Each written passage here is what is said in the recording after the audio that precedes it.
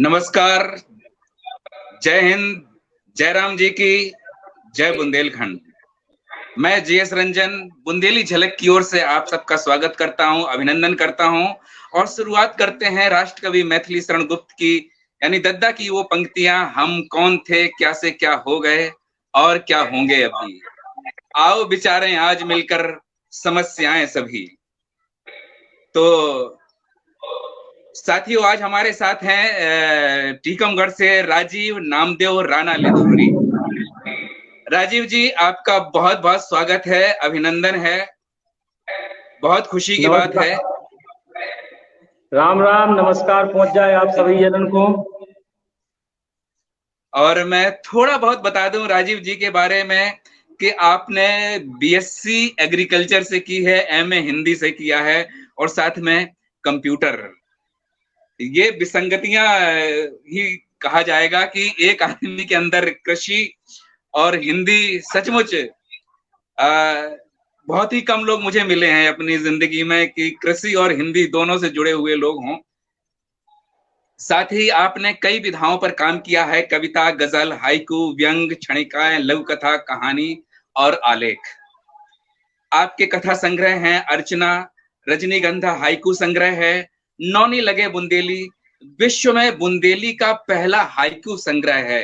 ये हमारे लिए नहीं, संपूर्ण बुंदेलखंड के लिए बहुत ही गर्व की बात है और मैं इस बात को लेकर आपका बहुत बहुत अभिनंदन करता हूं, स्वागत करता हूं। सचमुच आपने काबिले तारीफ काम किया है सर कि विश्व पटल पर बुंदेली का जो स्तर होना चाहिए वो आपने दिलाया है। जहां तक कि कहा जाए कि आपका जो गजल संग्रह है राणा का नजराना और एक बुंदेली व्यंग है लुक लुक की बीमारी, साहित्य वटवृक्ष ई बुक है, सृजन का संपादन किया है और भी कई ऐसी ग्रंथ हैं, उपन्यास हैं जिन्हें आपने संपादन किया और लिखा है। तो सबसे पहले तो आपका स्वागत है सर। और मैं चाहूंगा कि आप बुंदेलखंड की कुछ ऐसी जगह हैं जहां पर लोक कला, संस्कृति और साहित्य की मिट्टी बहुत उपजाऊ है और वो है टीकमगढ़ और टीकमगढ़ के आसपास का। तो मेरा सबसे पहले सवाल यही रहेगा कि मैं चिरगांव झांसी से हूं, मैंने भी बहुत बुंदेलखंड देखा है, बहुत सी ऐसी जगह हैं, लेकिन कुछ चुनिंदा जगह हैं जैसे सागर है और कुछ और भी है, छतरपुर है, नौगांव है, यहाँ कलाकारों का ढेर लगा हुआ है। और ऐसे ही कुंडेश्वर और ये टीकमगढ़, यहाँ पर वाकई में साहित्य, कला, संस्कृति के लिए बहुत ही उपजाऊ है। तो मैं इसका कारण आपसे जानना चाहता हूँ, प्लीज।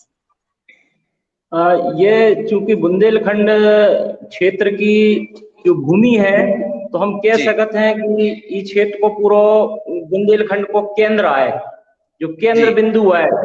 यदि पूरे बुंदेलखंड राज्य मान लिया जाए तो वो जो क्षेत्र है वो झांसी है और झांसी से 100 किलोमीटर की परिधि पे 100 किलोमीटर की जो परिधि कहलाएगी तो 100 किलोमीटर है हमारा टीकमगढ़ झांसी से। तो वो बुंदेली और बुंदेलखंड का केंद्र माना गया है।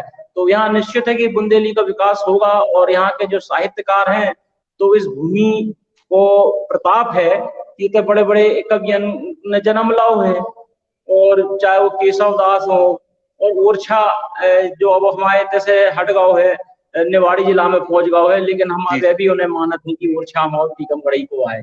तो उते तो इतना महा कुंभ होते है, उते तो ओरछा पे 2-3 प्रोग्राम इतने अच्छे नौने तरीके से होते हैं कि वो पूरे उनकी विश्व में ख्याति है। अखिल भारतीय साहित्य परिषद द्वारा उते विगत 20 सालन से उते प्रोग्राम हो रहा है।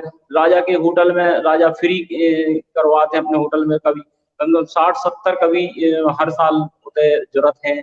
और रामनवमी पर भी और केशव जयंती के आशा पे उधर भी ओरछा में बहुत बड़ा 3-4 दिन का प्रोग्राम होता है। उसमें बहुत से कई सत्र चलते हैं, शोध होते हैं। तो जब भूमि या हमारा सौभाग्य है कि हम इतने पैदा भाई और हमारे इतने टीकमगढ़ में भी यदि हम गिने तो 100 से कम कभी नहीं निकले, कम से कम 100 कवि हुए। और जहाँ सबसे बड़ी नोनी बात है कि इतने हर विधा पे कवियन ने कलम चलाई है। चाहे वो व्यंग हों, चाहे वो गजलें हों, चाहे वो गीत हों, चाहे लोकगीत हों, और कई कलाकार दूरदर्शन और आकाशवाणी में जाने कितने कितने विदेशन तक को आए हैं। और हमारे कैलाश मड़वैया जो भी तहीं के आए, टीकमगढ़ बानपुर पास ही में है, 12-13 किलोमीटर है, तो हम उन्हें तहीं को मानत हैं, रहे भी हैं भी, तो उनने तो विदेशन में बुंदेली को डंका बजाओ है। तो जो हमारा सौभाग्य है, और जो कि हम लोग इतने रह के सीख रहे हैं, हमारे डॉक्टर कैलाश बिहारी द्विवेदी दत्ता जो हैं, उनने बुंदेली को शब्दकोश लिखो है। हमारे गुणसागर सत्यार्थी जी हैं, उनने मेघदूत को संस्कृत में अनुवाद करके पूरे विश्व में बुंदेली को पहुंचाओ है। दुर्गेश दीक्षित जो हैं, उनने कई किताबों का बुंदेली में अनुवाद करो है। प्रभुदयाल श्रीवास्तव जी ऋतु संहार को उनने बुंदेली में नौनो वर्णन करो है।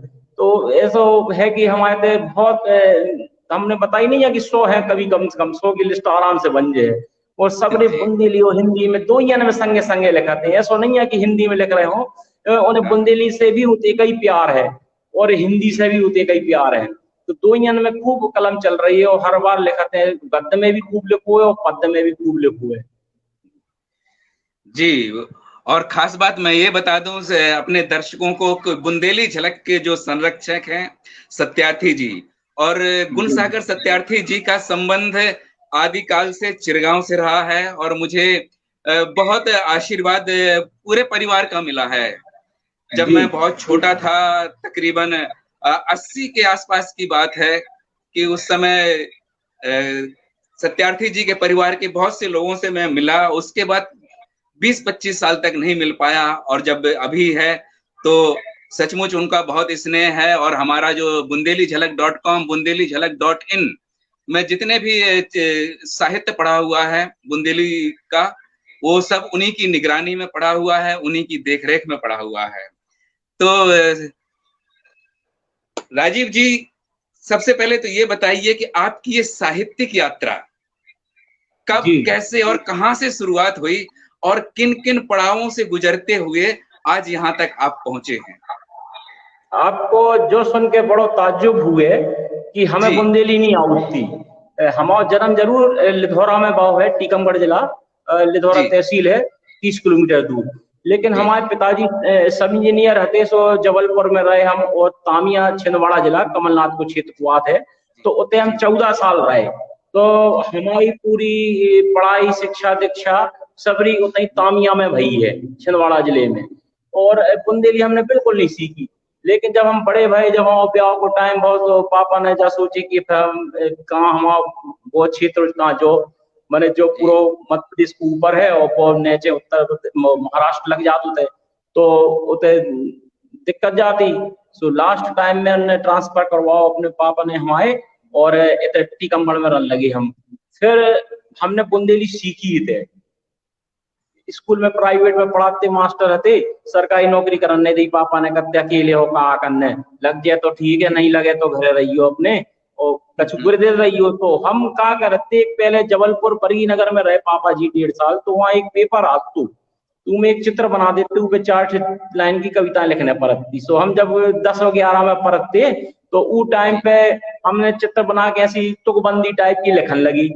सो ऊ में कहा हो तो वे पुरस्कार भी देते। सो ऊ टाइम पे पहले वाले को 51 रुपया, दूसरे को 31 रुपया, और तीसरे को 21 रुपया देते। सृजनी का करके एक स्तंभ चलत, तो एक चित्र बना देते। तो क्या हुआ, हमारा नाम आ जात, तो फिर उसके बाद कुछ दिन में नंबर लगन लगू, पहलो दूसरो तीसरो, तो ऐसे ही हमें लवक लग गई लिखवे की। तो वो टाइम पे तो हम हिंदी लिखते।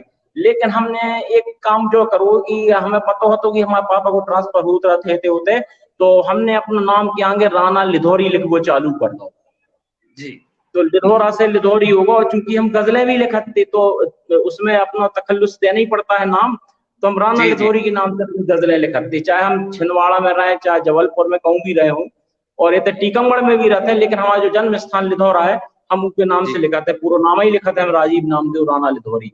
तो उतने लिख लिख के हमने हिंदी सीख ली, और कछु पत्र पत्रिका में भेजे, आलेख भेजे, छपन लगे हमारे, तो हमें शौक भाव। फिर हम मध्य प्रदेश लेखक संघ से जुड़े, साहित्यिक संस्था थे, तो 20 साल से हम इधर के जिला अध्यक्ष हैं। बुंदेली से मड़वैया जी से जुड़े हम, सो उसे धीरे धीरे बुंदेली में फिर हमने कहा करो कि पढ़तने में, जब हम 11-12 में पढ़ रहे थे, 1997 की बात है, हमने सोची टाइम पे हमारी 25-30 कविताएं हो गई। सो हमने एक अर्चना करके कविता संग्रह 1997 में अलीगढ़ से अशोक अंजुम जी हैं, आप शायद जानत हो, बहुत बड़े देश के साहित्यकार हैं, दोहाकार हैं, तो उनके प्रकाशन से हमने एक किताब छपवाई 40 पेज की बाल कविता संग्रह अर्चना करके। तो उनमें क्या है, देखो जा किताब क्या अर्चना है, जो 1997 में छपी थी। इनमें 32 कविताएं हती हमारी, जो कोई टाइम पे लिखी थी, जब मोड़ा हाथे मुझे तनक मनक नहीं हतो, लेकिन हाउ तो को बंदी सु कर लेती। फिर उसके बाद हाइकू विधा हमने पढ़ी कछु किताबन में, तो हमने कि भारत में उस टाइम पे हाइकू बहुत कम लिखे जा रहे हैं। तो हमने धीरे धीरे प्रैक्टिस करी, हम लिखने लगे हिंदी के हाइकू।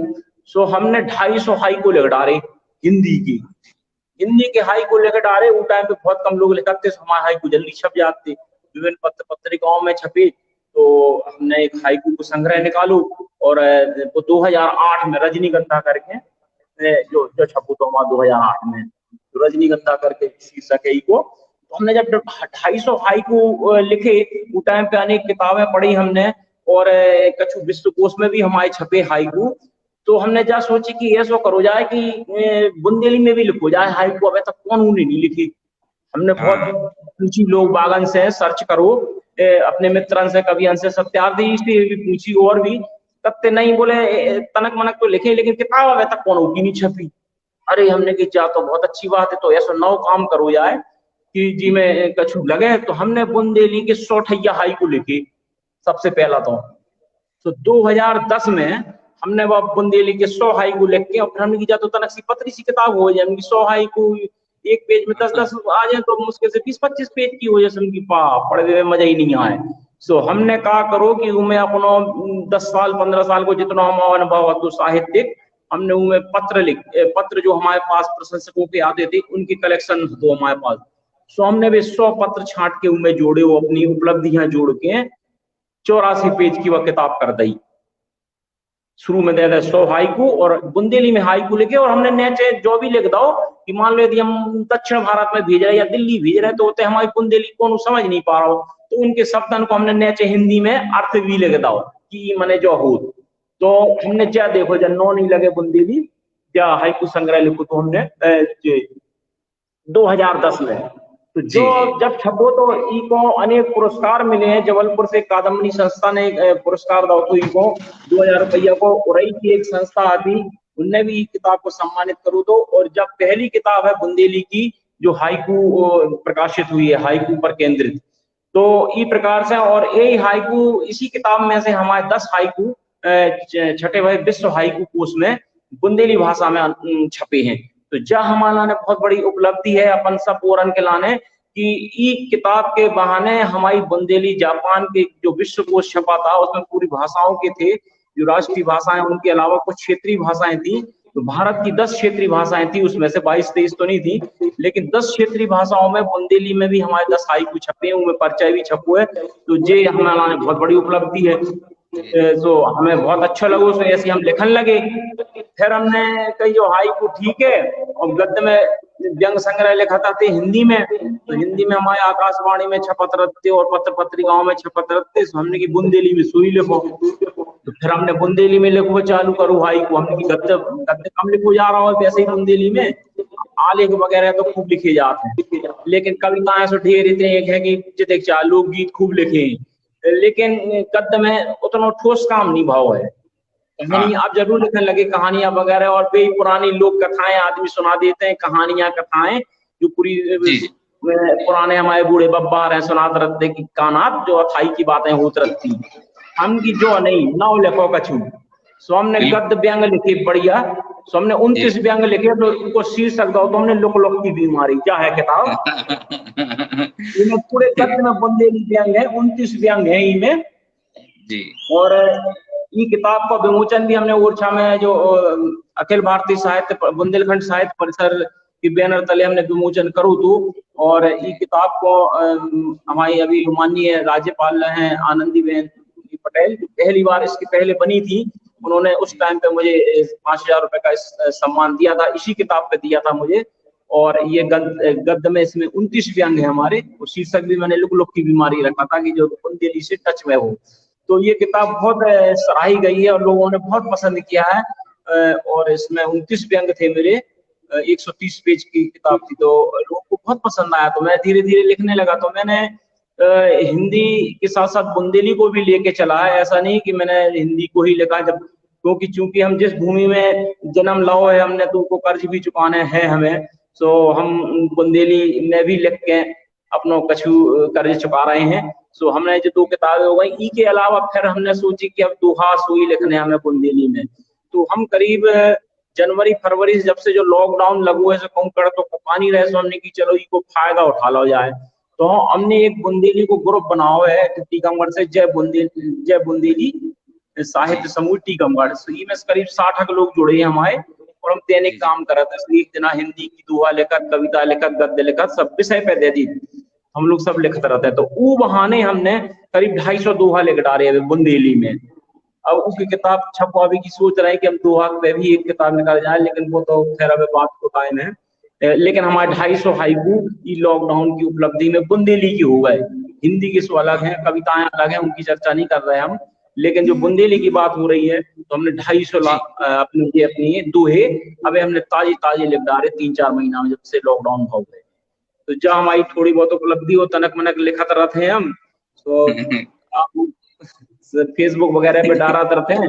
और एक ब्लॉग और है हमारे नाम से, तो हमारे ब्लॉग के कछु पाठक है, करीब 20,000 के आसपास पाठक हो गए, और करीब 80-84 देश के लोग पाठ पढ़ते रहते हैं हमारी। मैं हिंदी और बुंदेली की सब डाला था कविताएं अपनी। जी। तो क्या थोड़ी बहुत उपलब्धि है हमारी, और लिख रहे हैं।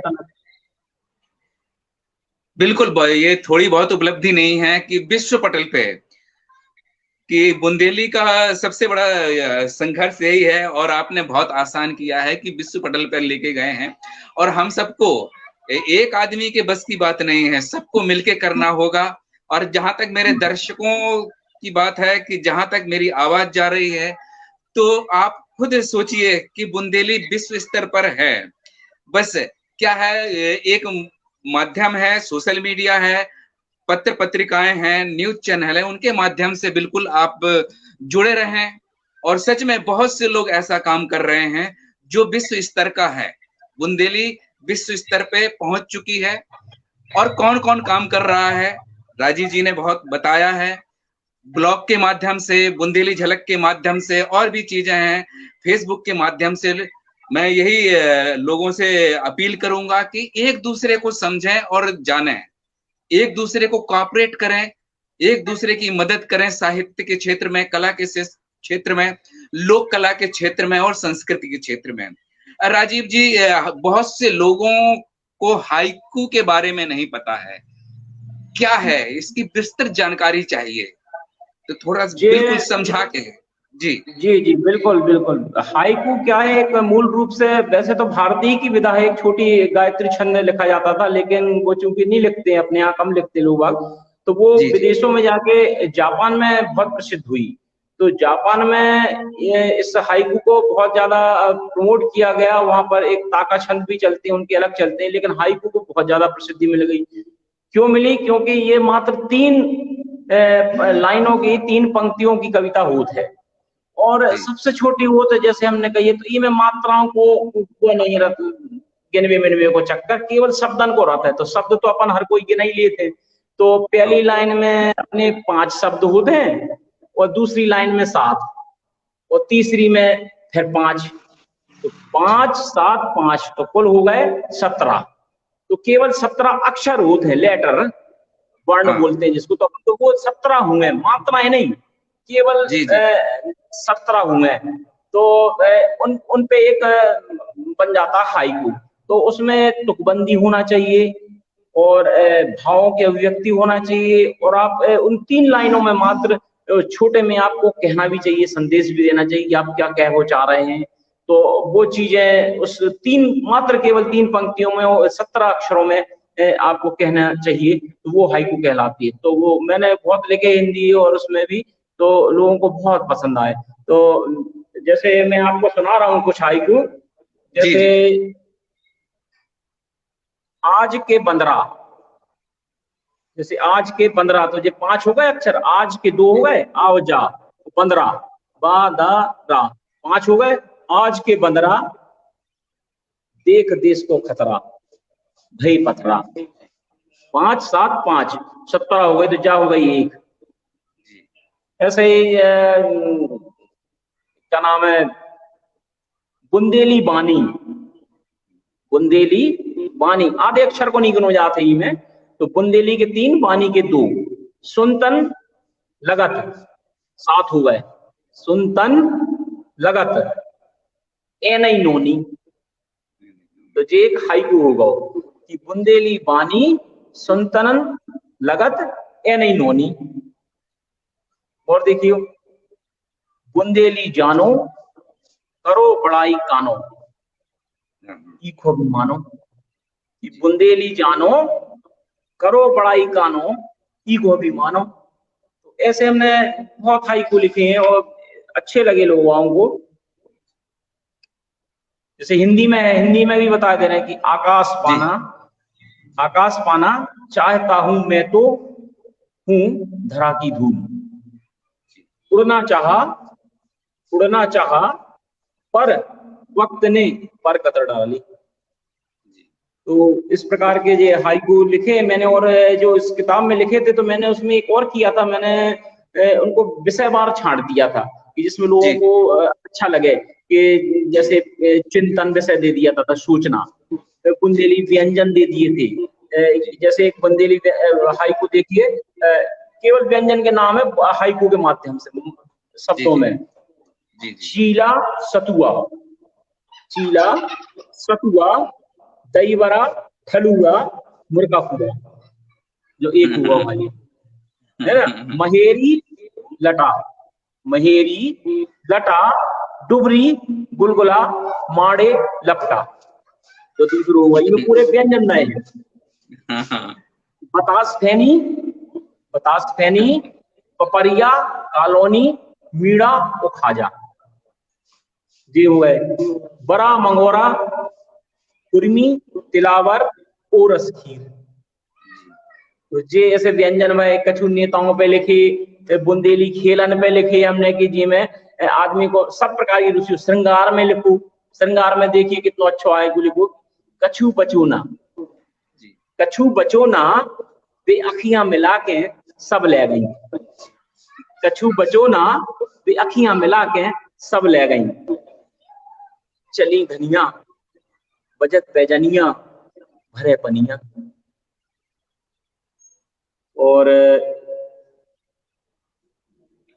और भी हैं, जैसे चुनाव पे है, अभी चुनाव को माहौल चल रहा है, 2-4 सुनाए देता हूँ जी में मजा आ जाए तनक।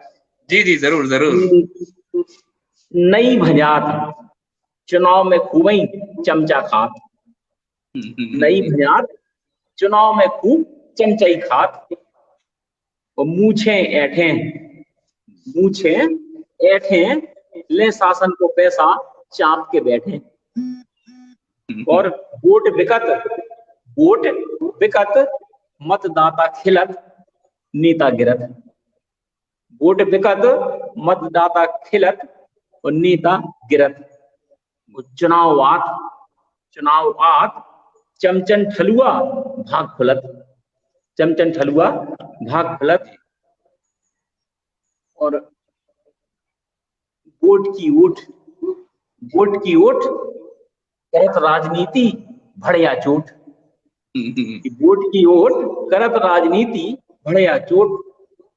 और देखियो, पूर्व पाखंड, पूर्व पाखंड नेतन को चरित्र गिरदौला सो।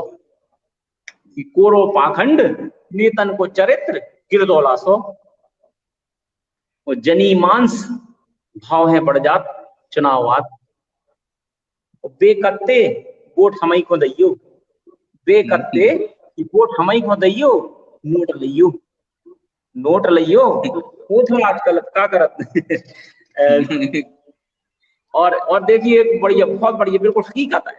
नेता पहला तो हाथ पांव जोरत, नेता पहला तो हाथ पांव जोरत फिर तुरत। नेता पहला तो हाथ पांव जोरत फिर तुरत बाद में। वो ऐसा लगत चुनाव आ रहे, ऐसा लगत चुनाव आ रहे, पांव परत। ऐसा लग रहा हो कि चुनाव है आ रहे पांव परत, वो गेल गेल में भैया फिरत है ले बंदूकें, लेके बंदूकें, और लाज न आवे उनको तनकऊ जगद्दी पाके। और देखिए उसमें दूसरे में कि श्रृंगार में देखिए कि जीजा खो सारी ये नहीं लगे नोनी, देखिए शब्दों का प्रयोग, नोनी जी यानी जी। अच्छी, हाँ।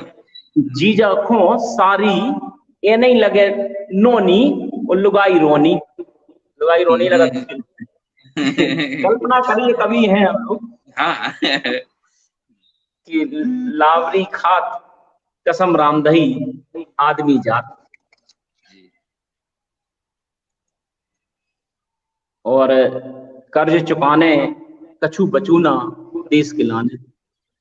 और जो देखियो कि बुंदेली धरा हर गांव शहर वीरन से भरा, कि बुंदेली धरा हर गांव शहर वीरन से भरा।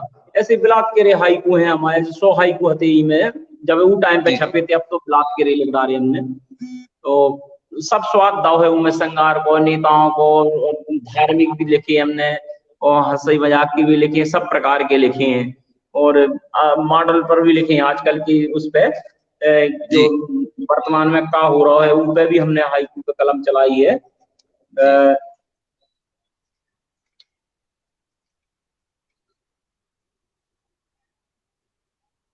जैसे नशा मुक्ति पे भी लिखी है हमने कि गाल पिचके दांत पीरे दिखात तमाकू खात। हम्म। मां साहब जी तो स्कूल नहीं आत घरे बुलात, मां साहब जी तो स्कूल नहीं आत घरे बुलात।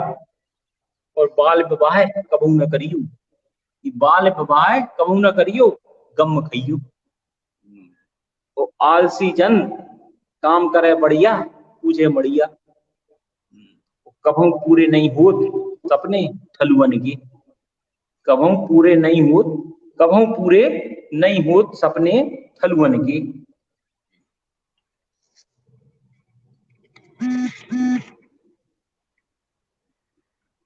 और आज के जी हालात पे देखो ये कि दद्दा जी। O by, Dadda O by आंखन नहीं देखे आज लुगाई, दद्दा ओ बाई आंखन नहीं देखे आज लुगाई।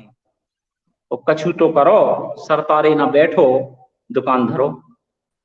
वो कैसे जी रहे, कोरोना टाइम पे हालात देखिए कि कैसे जी रहे, चून तक नैया आंसू पी रहे, कि कैसे जी रहे कि चून तक नैया आंसू पी रहे।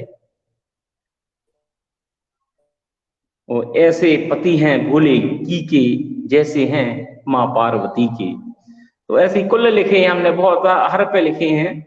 और सब कृपा है ऊपर वाले की और मैया की कि थोड़ा बहुत चला लेते हैं, नहीं तो हम तो सीखे ही नहीं हते बुंदेली।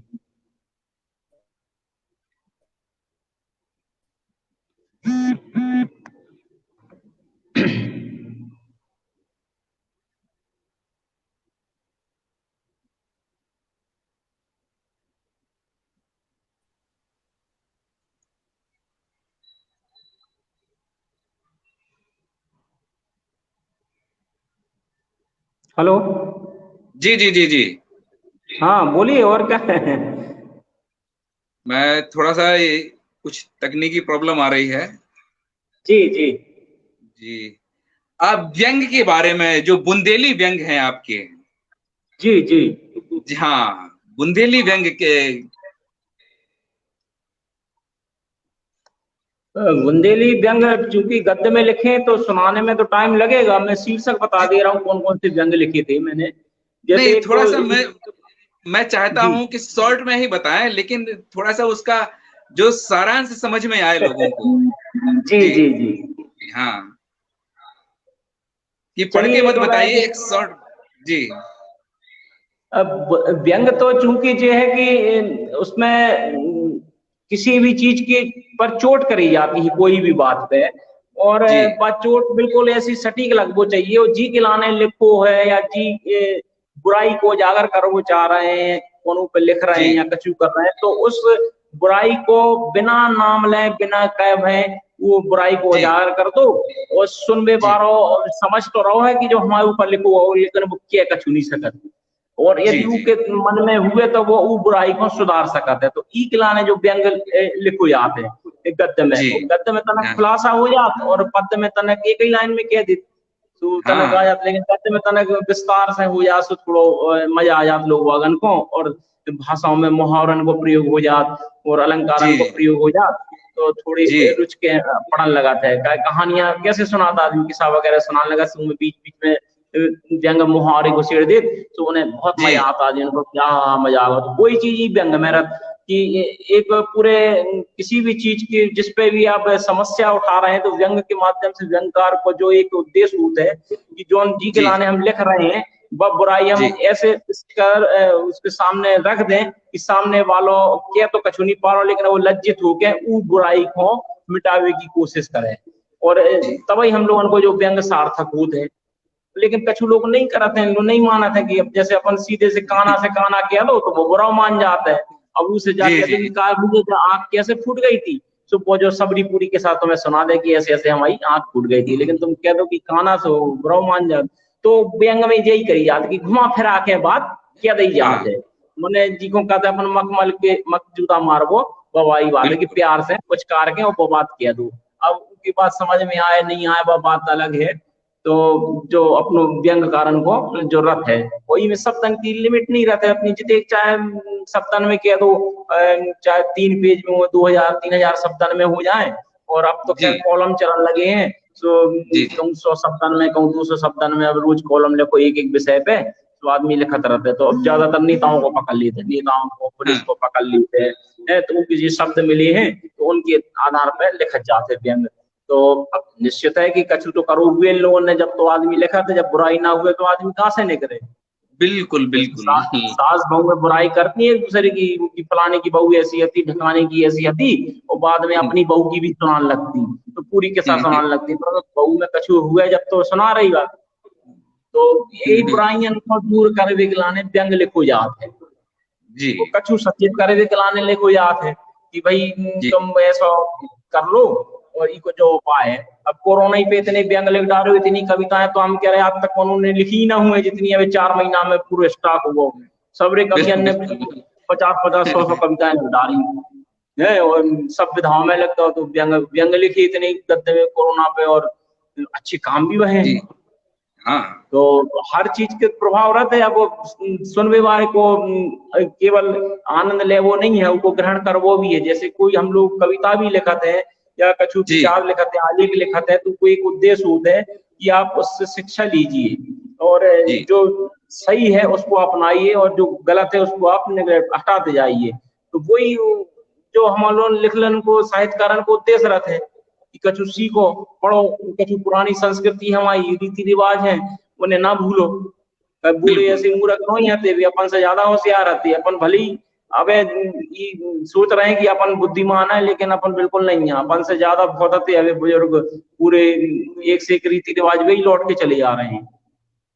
बिल्कुल बिल्कुल। और जय वजह से हमने जो बुंदेली झलक शुरू करी, और जो भी हम कि बुंदेली की अनेक लोक कथाएं हैं, लोक कलाएं हैं, मूल रूप हाँ बिनको अबे जो मूल रूप है तो बहुत भिन्न होगा, या यूं कहें कि कछु तो विकृतियां पैदा हो गई हमारी लोक कलाओं में। तो क्या ऐसा कारण होगा कि जो लोक कलाओं में विकृतियां हो गई, और क्या ऐसी चीज करें हम कि उनको कैसे संरक्षण करें, कैसे संवर्धन करें। विचार सब लोग कर रहे हैं, लेकिन सही दिशा में कैसे पहुंचे। थोड़ा जा बात पे हम थोड़ा सा बात करना चाह रहे थे आपसे कि लोक हाँ जो हमारी लोक विधाएं हती, लोकगीत परंपरा हते, सो में भी बहुत दुवर्थी अश्लील बहुत हो गए हैं, यूट्यूब में भरे पड़े हैं। तो जो कहाँ से जब विकृति कहाँ से आदमी के मन में आई और जाए का करो जाए कि कैसे दूर हुई है।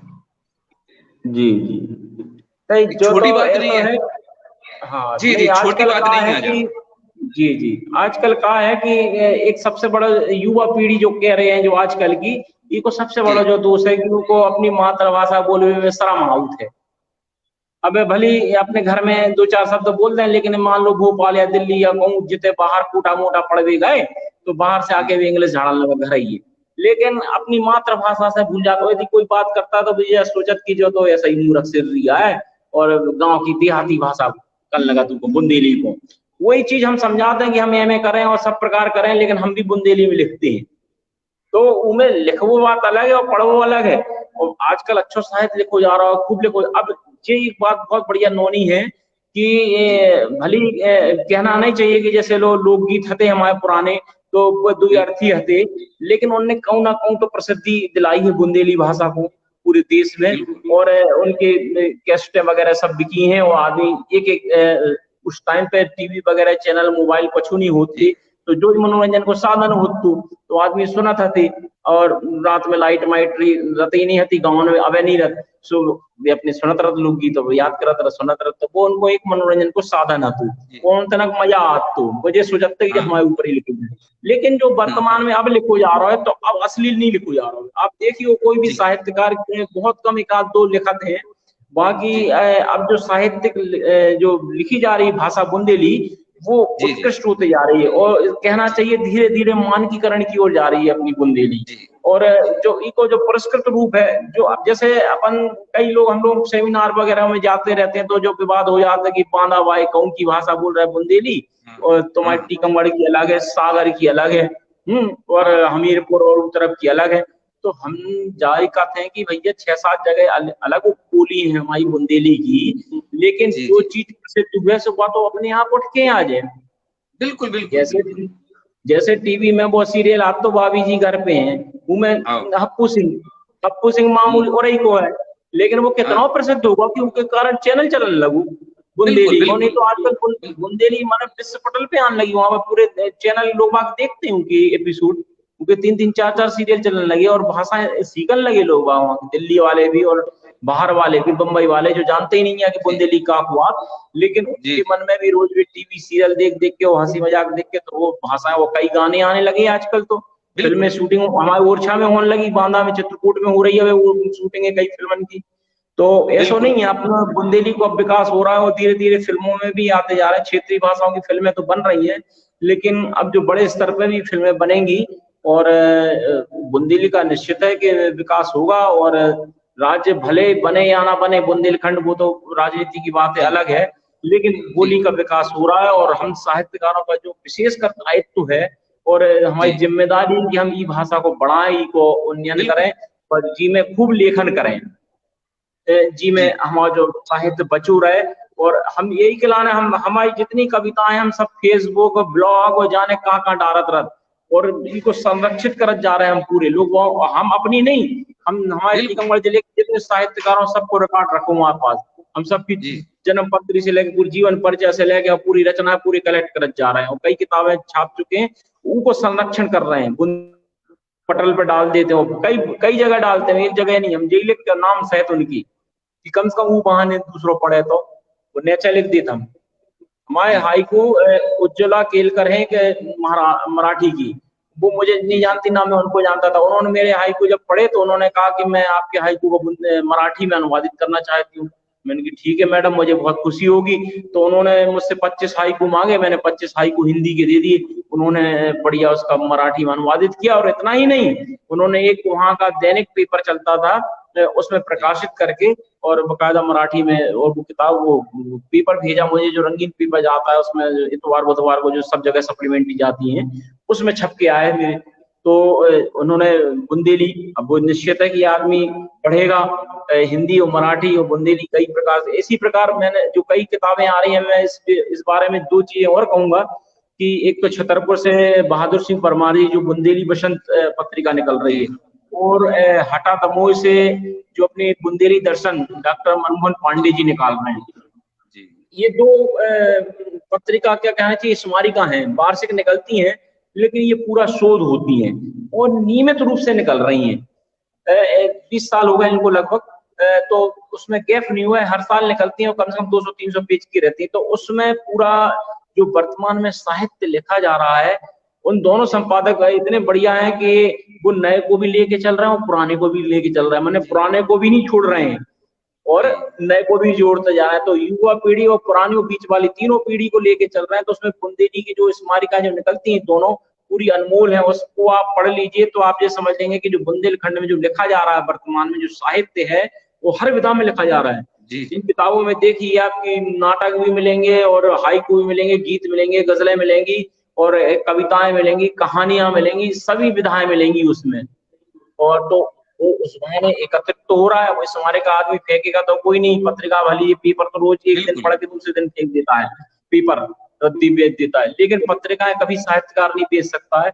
और वो खासकर चूंकि साल भर में एक निकलती तो वो अमूल्य रहती है, तो उसको जरूर वो रख लेते हैं। मैंने भी अपने एक पत्रिका निकालता हूँ मैं आकांक्षा करके, ये 15 साल से निकाल रहा हूँ, मैं वार्षिक निकालता हूँ, भली पेज 64 है लेकिन ये इंटरनेट वगैरह सब पर डली गई।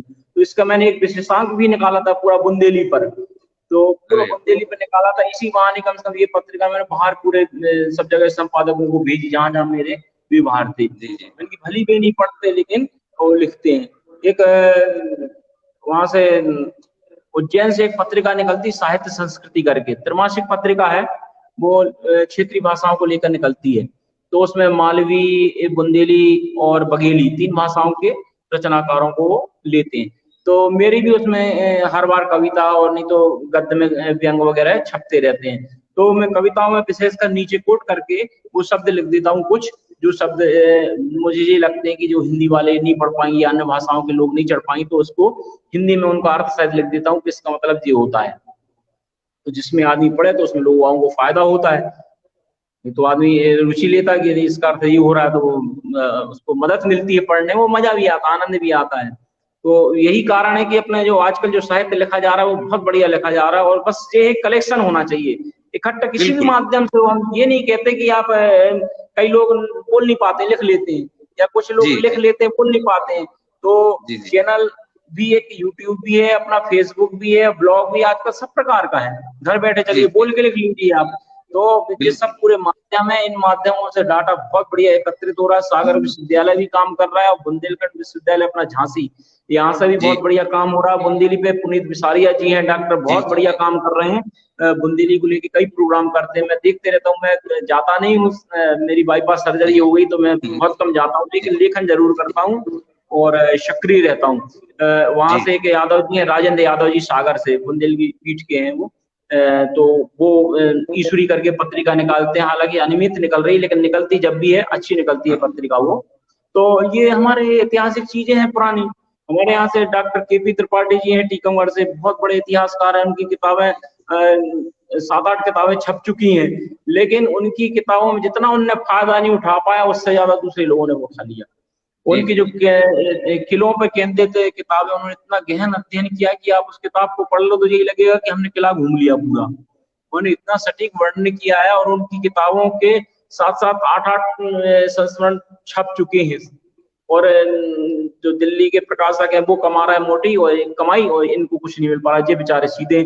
लेकिन एक तो है कि उनका नाम तो है पूरे विश्व में, पूरे भारत में यदि कोई बुंदेली का यदि मांगते हैं ऐतिहासिक जानकारी तो उनका नाम जरूर आदर से लिया है। तो मैंने नेट पे देखा कई जगह मिलते, कई शोधार्थी कलकत्ता से था, उन्होंने उनकी जानकारी मांगी थी, बोले मुझे फलानी किताब चाहिए, वो तो उन्हीं के पास नहीं है, तो फिर उनको बताया, प्रकाशक का पता बताया तो उन्होंने वहां से दिल्ली से मंगवाई। तो वो पता चला पहले किताब वो 200 की थी, अब 2000 रुपए कीमत हो गई इसकी बढ़ते बढ़ते। बहुत बढ़िया लिखा है। तो ऐसी कुछ किताबें हैं जो उपलब्धि है, तो एक बार जो आ जाए तो हमेशा के लिए हो जाती है, कहीं ना कहीं तो संरक्षित रहती है, ऐसा नहीं कि पूरे समूल नष्ट हो जाए। और आजकल तो मोबाइल पे नेट पे वगैरह डाल दो आप तो हमेशा के लिए अमर हो जाएगी, समझ लो किताब। बिल्कुल बिल्कुल बिल्कुल। तो इस दिशा में अपना सागर यूनिवर्सिटी काम कर रहा है, पूरा बुंदेली का साहित्य या उनके जो है उसका पूरा डिजिटलाइजेशन कर रहे हैं, और वो पूरा संरक्षित कर रहे हैं किताबों को मोबाइल के माध्यम से पीडीएफ फाइल बना के उसको कर रहे हैं। तो वो अपना विकास ही हो रहा है बुंदेली को, और इसे अपना फायदा ही हुए, नुकसान कछु नहीं आऊंगा। बिल्कुल बिल्कुल।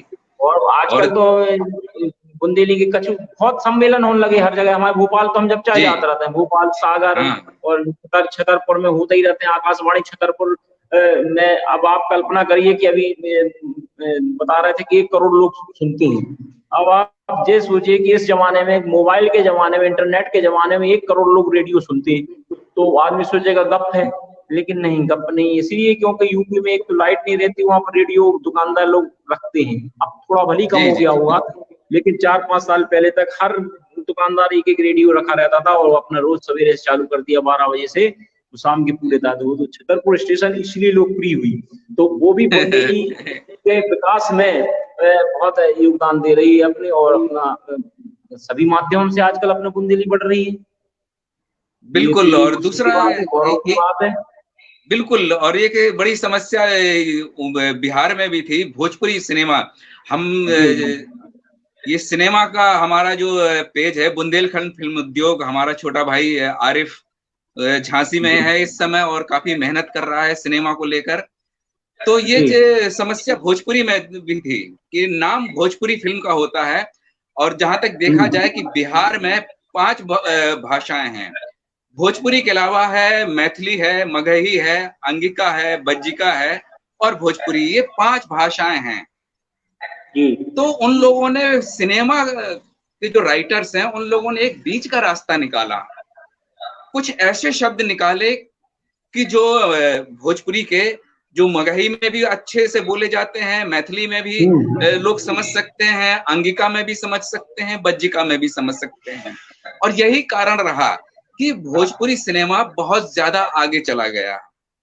जी हम लोग कोशिश कर रहे हैं कि एक ऐसा रास्ता निकालो कि वो शब्द इधर सागर वाले को भी पसंद आ जाए, इधर उरई वाले को भी बिल्कुल। पसंद आ जाए, झांसी जी वाले को भी पसंद आ जाए, ग्वालियर वाले को। एक ऐसा बीच का रास्ता निकालें और सिनेमा शुरू करें। हमारा भी काफी कोशिश है। मेरा भी बैकग्राउंड पूरा सिनेमा से है, तो हम पूरी कोशिश कर रहे हैं यहाँ से कि ज्यादातर लोगों को लेके जाएं। मैं बता दूं कि सबसे पहले जब मैं असिस्टेंट डायरेक्टर हुआ करता था, तो 1995 में पहली बार मैं एक लंबा सीरियल जिसकी शूटिंग ओरछा में हम लोगों ने की थी, एकलव्य नाम का सीरियल था, तो 1 जी महीने की थी और बहुत अच्छा लगा। जितनी भी टीम थी, उस समय मैं दिल्ली में था, तो दिल्ली से मैं सारी टीम लेके गया, लोगों को बहुत अच्छा लगा। सिनेमा की दृष्टि से और साहित्य की दृष्टि से जो रिचनेस हमारे बुंदेलखंड में है, वो बहुत कम, या तो साउथ में देखने को मिलती है या फिर बुंदेलखंड में देखने को मिलती है। बस वही है कि थोड़ा सा आगे कोशिश करने की जरूरत है। हम एक तरफ लगे हुए हैं, मुंबई से हमारा छोटा भाई आरिफ लगा हुआ है, झांसी में रह के लोगों को जोड़ने की जरूरत है। जितना ज्यादा हम जी जोड़ सकते हैं, हाँ, जो थोड़ा बहुत लोगों के बीच में जो ईगो आता है, साइड में रख दीजिए, फिर देखिए बहुत मजा आएगा काम करने में। जैसे आपने बताया कि इतने लोग आपके साथ एक ग्रुप में जुड़े हुए हैं, बिल्कुल सबको एक दूसरे से जुड़ना है कल्चर को लेकर। और जब कल्चर रिच होगा तो हमारा सिनेमा भी रिच होगा। बहुत मायने रखता है। जितना रिच कल्चर साउथ का है, उतना उनका सिनेमा रिच है। जितना कल्चर बंगाल का है, उतना ही उनका सिनेमा भी रिच है, उनका रंगमंच रिच है। तो हमारी यही कोशिश है कि हम सबसे पहले अपने कल्चर को एकदम सुदृढ़ बनाएं, अपने रंगमंच को सुदृढ़ बनाएं, अपने लोक को सुदृढ़ बनाएं, अपने सिनेमा को सुदृढ़ बनाएं। तो बहुत अच्छा लगा राजीव जी आपसे बात करके, और मेरे दर्शकों को भी बहुत अच्छा लगा। और हम उम्मीद करते हैं कि इसी तरह की चर्चाएं किसी ना किसी माध्यम से लोगों तक पहुंचे, लोगों को प्रति रुझान हो। बेशक आप आईएएस आईपीएस बने, डॉक्टर इंजीनियर बने, लेकिन जो हमारा मूल है, तो अपने मूल को ना भूलें, अपनी जड़न को ना भूलें। का पेड़ चाहे जितने बड़ा हो जाए, और बढ़त जो है, अगर बाकी जड़ें कमजोर हो गई तो फिर पेड़ गिर जाए है। तो हमारी सभी बुंदेलखंड वासियों से विनती है हाथ जोड़ के कि अपनी जड़ें मजबूत करत रहो, और फिर पेड़ चाहे जितने बढ़त रहे हैं, फिर कछु फर्क नहीं पड़ने। तो भैया, बुंदेली झलक की तरफ से सबको राम राम, जय बुंदेलखंड। फिर कल शाम 6 बजे एक नए मेहमान के संगे हाजिर हुई हैं, नए विषय के साथ, नई जानकारी के साथ। जय राम जी की। आपको बहुत बहुत रंजन जी धन्यवाद कि आपने हमें लायक समझो। नहीं तो हम तो तनक से हैं, उम्र भी कम है हमारी, और 50 नहीं भाई पूरी, 48 पे चल रहा है, 72 है जन्म तिथि। तो आपने हमें जो सौभाग्य दो जो चैनल में, और वास्तव में आपको चैनल बहुत बढ़िया चल रहा है, हम सुनत है देखत है। रोज तो नहीं देखा, लेकिन हाँ लगभग आपकी वीडियो वगैरह देखते हैं। आप बहुत बढ़िया काम कर रहे हैं और निरंतरता बनी रहे, बस हम यही क्या वो चाह रहे हैं। और छोटे छोटे डॉक्यूमेंट्री भी बनाए आप, जीवन परिचय संबंधी जो अपने बुंदेलखंड में पैदा हुए हैं कवि, उनको प्रमोट करें आप इस चैनल के माध्यम से और संरक्षित करें। मैं भी अपने जो मैंने ग्रुप चलाया था जय बुंदेली साहित्य समूह के नाम से, तो मैं 3 महीने 22 जून से मैंने चालू किया था, हमारा कंटिन्यू रोज चलता है ग्रुप। और उसमें मैंने ई बुक तैयार कर रहा हूं मैं करीब 100 पेज की, तो करीब 7 और 8 मैंने ई बुकें तैयार करी हैं। किस बहाने, जैसे अभी पुरखे चल रहे थे हमारे वो पितृपक्ष, तो हमारे पुरखे नाम से हमने एक दोहा पूरा संग्रह, दोहा का बुंदेली का शुद्ध पूरा तैयार करके हमने इस पे चैनल पे डाला था अपने इसमें, और लोगों ने पसंद किया उसको। तो इसी हम छांट रहे हैं कैटेगरी करके कि लोगों को बाद में परेशानी ना हो। तो हमने करीब 7 या 8 ई बुक तैयार करें, धीरे धीरे करते जा रहे हैं। जब वो 100 हो जाएंगी तो फिर उसको पब्लिश करेंगे, लेकिन अभी हम तैयारी कर रहे हैं अलग अलग अपने लेखन के माध्यम से। ये सब अपनी बुंदेली को बढ़ाने के लाने हम खुद चाहते हैं कि अपना विकास हो, तो सबको विकास हुए और नाम अपने बुंदेली को पूरे विश्व में फैलना चाहिए, जरूरी है। और अपन सब बिल्कुल आपके साथ हैं, आप जब भी कहें हम तैयार हैं।